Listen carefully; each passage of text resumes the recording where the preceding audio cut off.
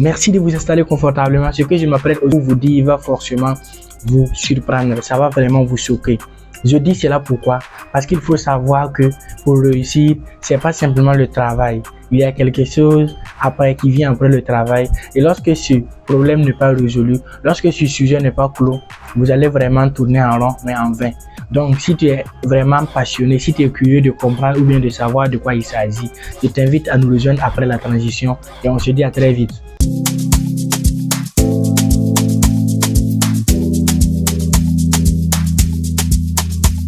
Est-ce que vous êtes prêts? Merci de vous installer confortablement. Bienvenue une fois de plus. Merci pour la confiance. C'est Ismaïla Compaoré, le créateur de la scène Ascension Afro, la scène qui libère, la scène qui parle d'africanité, la scène qui parle de développement personnel, la scène qui parle simplement de changement de cap ou bien d'élévation de niveau, si on peut le dire.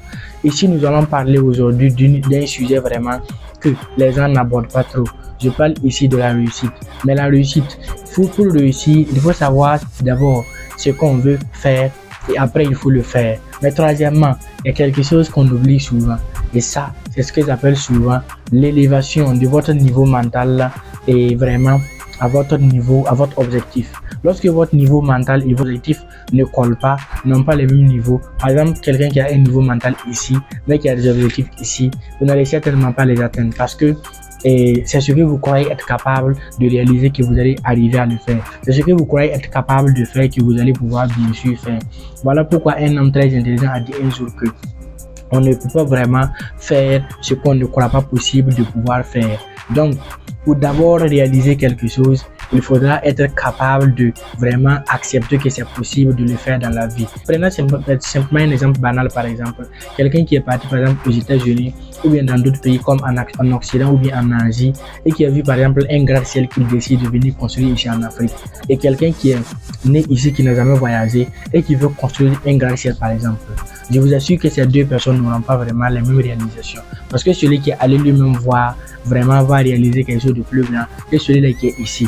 Et ça, c'est pas une question de continent, mais c'est simplement une question de vision. Est-ce que votre vision est assez grande? Mais est-ce que vous croyez bien sûr que votre vision est possible, que vous êtes capable de le faire? Donc, je dis cela, mais d'autres vont me dire que si c'est comme ça, c'est que l'Afrique ne va pas se développer. Non, c'est pas ça que je suis en train de dire. C'est juste pour vous expliquer que il faut voir avant de croire, mais il faut voir avant de pouvoir faire. Mais c'est pas toujours forcément physique qu'on a besoin de voir avant de faire. Vous pouvez voir quelque chose de façon métaphysique, de façon mentale. Donc, il y a des gens qui croient en quelque chose au fond d'eux, mais qu'ils n'ont jamais vu à vue d'œil. Mais ils savent bien sûr qu'ils peuvent le faire. Et ceux-là aussi peuvent arriver à le faire. Celui-là qui est resté en Afrique ici, je reviens toujours dans l'exemple passé.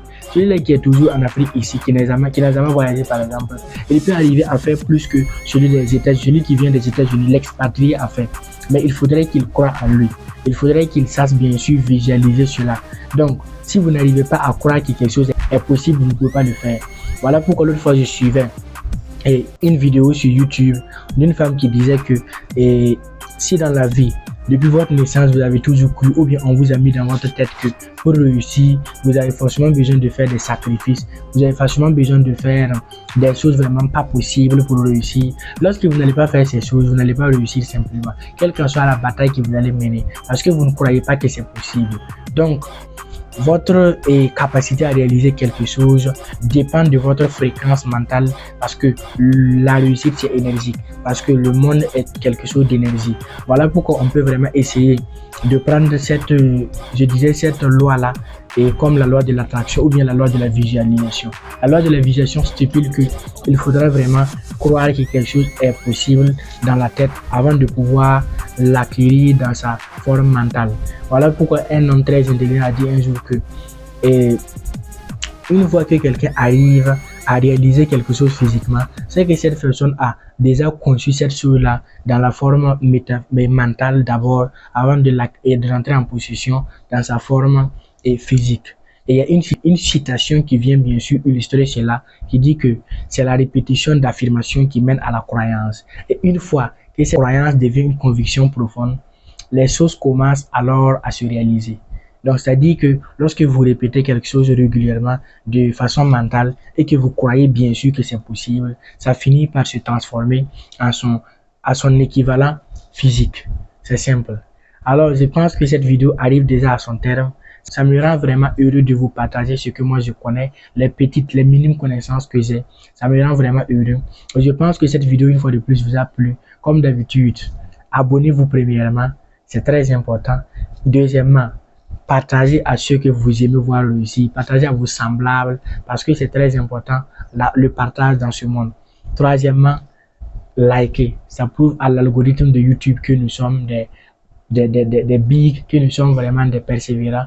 Et quatrièmement, donnez votre avis. Comme j'ai dit ce que je pense, vous aussi dites ce que vous pensez dans les commentaires. Je serai vraiment très heureux de discuter avec vous. Et une fois de plus, on se dit à très vite. Rendez-vous au sommet. Ciao, ciao, ciao, ciao.